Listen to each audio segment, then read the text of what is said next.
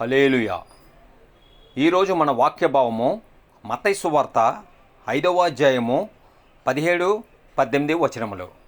మత్తయి సువార్త 5వ అధ్యాయము 17-18 వచనములు. ధర్మశాస్త్రమునైనను ప్రవక్తల వచనములనైనను కొట్టివేయ వచ్చితినని తలంచవద్దు.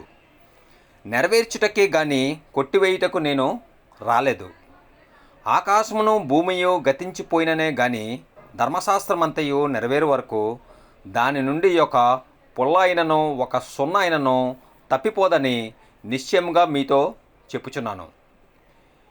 యేసుప్రభు కొండ మీద కూర్చుండి ఆ యొక్క ధన్యతలు చెప్పిన తర్వాత ఇంకా ఆయన ఆ శిష్యులతోటి అక్కడున్న జనసమూహంతో తెలియపరుస్తున్నాడు అన్నమాట. ఎందుకంటే యేసుప్రభు వచ్చింది అక్కడ ఇజ్రాయేల్ ప్రజల కోసం వచ్చాడనమాట. అయితే అక్కడ వచ్చిన వాళ్ళందరికీ కూడా ఆ యొక్క యూదులు కూడా ఏంటంటే మోషే ఇచ్చిన ధర్మశాస్త్రాన్ని వాళ్ళు పాటిస్తుంటారు. ఆ ధర్మశాస్త్రము వాళ్ళు పాటిస్తుంటారు కానీ అది వాళ్ళు పూర్తిగా పాటించరు. మోషే ద్వారా ఆ ధర్మశాస్త్రము యూదులకు ఆ ఇజ్రాయేల్ ప్రజలకి ఏ విధంగా ఏర్పడిందంటే, మోషే ఆ యొక్క సీనాయి పర్వతం మీద అంటే దేవుడు తెలియపరుస్తాడు ఇజ్రాయేల్ ప్రజల కోసం.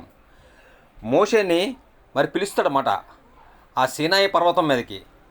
ఎందుకంటే అప్పుడు ఆ యొక్క ప్రజలు ఆ ఇజ్రాయేల్ ప్రజలు ఆ యొక్క ఐగుప్తు దేశంలోని బందీలుగా ఉండిన తర్వాత చాలా సంవత్సరములు, కొన్ని వందల సంవత్సరాలు అక్కడ ఉండిన తర్వాత అవన్నీ అయిపోయిన తర్వాత దేవుడు వాళ్ళని ఆ యొక్క ఐగుప్తు దేశం నుండి కనాను దేశానికి నడిపించడానికి ఒక నాయకుడిని దేవుడు ఏర్పరుస్తాడు. ఆ నాయకుడి పేరే మోషే అన్నమాట.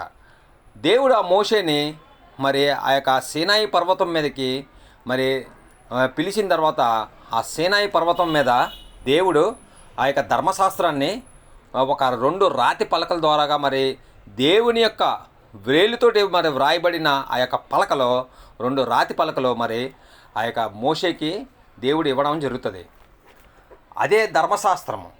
ఆ ధర్మశాస్త్రం కోసం యేసు ప్రభు తెలియపరుస్తున్నాడు. మోషే వచ్చిన తర్వాత ఆ ధర్మశాస్త్రము రావడము దేవుడు ఆ యొక్క మోషే ద్వారాగా ధర్మశాస్త్రము ఇవ్వడం జరుగుతుంది. అయితే యేసు ప్రభు ఏం చెప్తున్నాడంటే ఆ ధర్మశాస్త్రంలో ఉన్న అవన్నీ కూడా దేవుడు ఆ ధర్మశాస్త్రంలోని ఆ యొక్క 2 రాతి పలకల్లోని దేవుడు ఏమి చెప్పాడు మనం చూసినట్లయితే నిర్గమకాండము 20వ అధ్యాయంలోని మనం చూసినట్టయితే అవన్నీ కూడా దేవుడు చెప్పిన ఆ యొక్క ధర్మశాస్త్రము 10 కమాండ్మెంట్స్ 10 ఆజ్ఞలు అవన్నీ కూడా ఉంటాయి అందులోనే. ఈ వాక్యము తర్వాత మనం తెలుసుకుంటాము నెక్స్ట్ ఎపిసోడ్లోని. అయితే ఏంటంటే యేసుప్రభు ఏం చెప్తాడంటే ఆ ధర్మశాస్త్రంలో ఉన్నవన్నీ కూడాను ప్రతీది కూడా నెరవేర్చేటకే, అలాగే ప్రవక్తల వచనములైనను కొట్టివేయుటకు నేను రాలేదు అని చెప్పేసి ప్రతీది కూడా నెరవేర్చడానికే నేను వచ్చాను అని చెప్పేసి యేసుప్రభు తెలియపరుస్తున్నాడు. ఎవరికంటే అక్కడున్న ప్రజలందరికీ కూడా ఆ ధర్మశాస్త్రాన్ని పాటించిన వాళ్ళందరికీ కూడా యేసుప్రభు తెలియపరుస్తున్నాడు. అలాగే ధర్మశాస్త్రం విషయంలోని ఎంతగా చెప్తున్నాడంటే ఆకాశమును భూమియు గతించిపోయిననే కానీ ధర్మశాస్త్రం అంతయు నెరవేరు వరకు దాని నుండి ఒక పుల్ల అయినను ఒక సున్న అయినను తప్పిపోదని నిశ్చయముగా మీతో చెప్పుచున్నాను అని చెప్పేసి యేసుప్రభు చెప్పడం జరుగుతుంది. ఎందుకంటే ధర్మశాస్త్రం అనేది దేవుని యొక్క దేవుని నోటంట వచ్చిన ఆ యొక్క మాట. అంటే ప్రజల్ని ఏ విధంగా నడవాలి, ప్రజలు ఏ విధంగా నడవాలి, ఏ విధంగా మోషే నడిపించాలి అని చెప్పేసి దేవుడు ఆ యొక్క ధర్మశాస్త్రాన్ని మోషేకి ఇవ్వడం జరుగుతుంది. మోషే ఆ ధర్మశాస్త్రాన్ని పట్టుకొని ప్రజల దగ్గరికి రావడం జరుగుతుంది. అంటే దేవుడు ఆ ధర్మశాస్త్రాన్ని ఇచ్చాడు అంటే ప్రజలు ఎంత దేవునికి వ్యతిరేకంగా నడుస్తున్నారో మనం దీన్ని బట్టి మనం అర్థం చేసుకోవచ్చు. ఇప్పుడు ఈ రోజుల్లో మనం చూసినట్లయితే, ఈ రోజుల్లో కాదు పూర్వం నుంచి కూడా ఉన్న ఏంటంటే పోలీస్ స్టేషన్లు, అలాగే కోర్టులు, వీధికి ఒక పెద్దలు ఎందరూ కూడా మరి దేనికి ఉన్నారంటే మరి న్యాయాధిపతులు. అలాగే మరి బైబిల్లో మనం చూసినట్లయితే, పరిశుద్ధ గ్రంథంలో చూసినట్లయితే న్యాయాధిపతులు అవన్నీ కూడా మరి అంటే ఒకరికి పెద్ద ఇవన్నీ కూడా ఉన్నారంటే మనుషులు తప్పుడు మార్గంలో నడవబట్టే ఇవన్నీ కూడా వస్తుంటాయి. ఈ రోజులు బట్టి పోలీస్ స్టేషన్లు, అలాగే కోర్టులు, ఇవన్నీ కూడా మనుషులు మంచి మార్గంలో ఉంటే మరి దేవునికి అంగీకారంగా ఉన్నట్లయితే మరి ఆ యొక్క కోర్టులు ఉండవు, పోలీస్ స్టేషన్లు ఉండవు, మరి ఇవేవి కూడా ఉండవు. అలాగే ధర్మశాస్త్రం కూడా మరి ఆ రోజుల్లో ధర్మశాస్త్రం మరి దేవుడు ఇచ్చాడంటే ఆ ధర్మశాస్త్రము మరి మనుషుల్ని మంచి మార్గంలో నడిపించడానికి, దేవుని దృష్టికి అంగీకారంగా మరి వీళ్ళందరూ కూడా నడవడానికి, మరి దేవుని చేత మరి ఏ పనిష్మెంట్ కూడా, ఏ శిక్ష కూడా వీళ్ళకి రాకుండా మరి ఆ శిక్ష నుంచి తప్పించుకోవడానికి అన్నిటికీ కూడా మార్గములు మరి ఆ యొక్క ధర్మశాస్త్రంలో మరి దేవుడు మరి తెలియపరిచి ఉన్నాడు. అటువంటి ధర్మశాస్త్రం, ఆ ధర్మశాస్త్రము ఎంతో మరి ప్రతి ఒక్కరికి కూడా ఎంతో ఉపయోగకరమైనది. అటువంటి ధర్మశాస్త్రము మరి ఎవరి ద్వారాగా అంటే మోషే అనే ప్రవక్తల ద్వారాగా, లేక ఇంకా చాలామంది ప్రవక్తల ద్వారాగా. అందుకే వాక్యం ఏ విధంగా తెలియపరుస్తుందంటే ధర్మశాస్త్రమునైనను ప్రవక్తల వచనములైనను కొట్టివేయ వచ్చితనని తలంచవద్దు. చూసారా, ఇటువంటి ధర్మశాస్త్రము మరి దేవుని దృష్టికి అంగీకారంగా మరి నడిపించడానికే ఈ యొక్క దేవుని యొక్క ధర్మశాస్త్రము.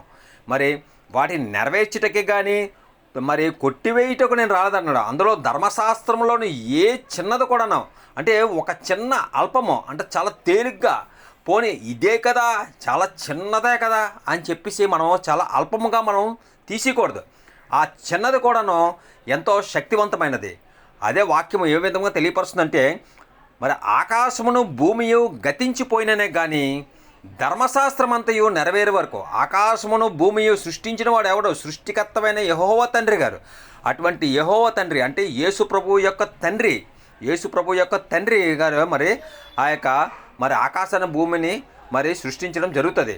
అటువంటి ఆకాశాన్ని భూమిని గతించిపోయిననే కానీ ధర్మశాస్త్రం అంతయు నెరవేరే వరకు దాని నుండి ఒక పొల్లైనను ఒక సున్నైనను తప్పిపోదని నిశ్చయంగా మీతో చెప్పుచున్నానని వాక్యము తెలియపరుస్తుంది.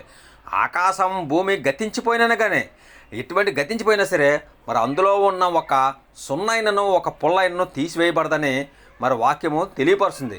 ఇటువంటి ఈ యొక్క ధర్మశాస్త్రం విషయంలోని యేసు ప్రభు ఎంత స్ట్రాంగ్గా మరి చెప్తున్నాడంటే మరి ఆ యొక్క ధర్మశాస్త్రము మరి దేవుడే యేసు ప్రభువుని ఈ భూలోకానికి పంపించున్నాడు. ఇటువంటివన్నీ కూడా ఈ ధర్మశాస్త్రాన్ని నెరవేర్చడానికి, ధర్మశాస్త్రం కోసం మరి వివరించడానికి ఈ ధర్మశాస్త్రము ఎంత శక్తివంతమైనది.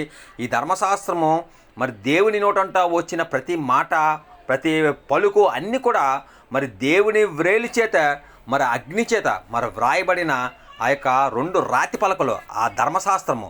ఈ రోజుల్లోనే బుక్స్ వచ్చేగానే ఇంత పూర్వం అయితే దేవుడు ఆ యొక్క ధర్మశాస్త్రాన్ని మరి 2 రాతి పలకలు, అది కూడా ఏంటంటే మరి పలక పొల్లతో కూడా కాకుండాను దేవుని యొక్క వ్రేలు అంటే అగ్ని అన్నమాట, అగ్ని చేత మరి అవి వ్రాయబడి ఉన్నది.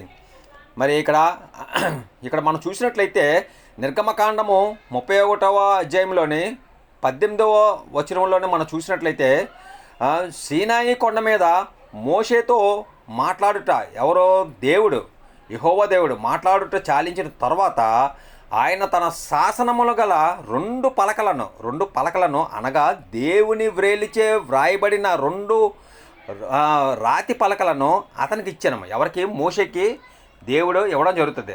ఆ రాతి పలకలు అంటే ఆ ధర్మశాస్త్రాన్ని, అటువంటి శక్తివంతమైన ధర్మశాస్త్రము, దేవుని నోటంట వచ్చిన ప్రతి మాట, ప్రతి వాక్యము ఆ యొక్క ధర్మశాస్త్రం కోసం యేసు ప్రభువు మరి ఎంత మరి పట్టుదలగా మొగమాటం లేనివాడిగా మరి తెలియపరచడము జరుగుతుంది. ఇందులోనే ఏ ఒక్కటి కూడా చాలా తేలిగ్గా ఉన్నది, ఇది చిన్నదే కదా, ఇది చాలా తేలిగ్గా ఉన్నది, దీన్ని జయించడం చాలా ఈజీ అని చెప్పేసి ఎవరైనా సరే అంటే ఈ రోజుల్లో ఉన్న ఇంతకుముందు ఉన్నా సరే ఏ సేవకులైనా సరే దాన్ని చాలా తేలిగ్గా చాలా అల్పముగా మరి తీసివేయకూడదని వాక్యం ద్వారా మరి తెలియపరుస్తుంది యేసు ప్రభు. అందులో ఒక సున్నైనను పొల్లైనను ఏ ఒక్కటి కూడా మనం తప్పించకుండా అది ఉన్నది ఉన్నట్టుగానే మనం చెప్పాలని మరి యేసు ప్రభు తెలియపరుస్తున్నాడు.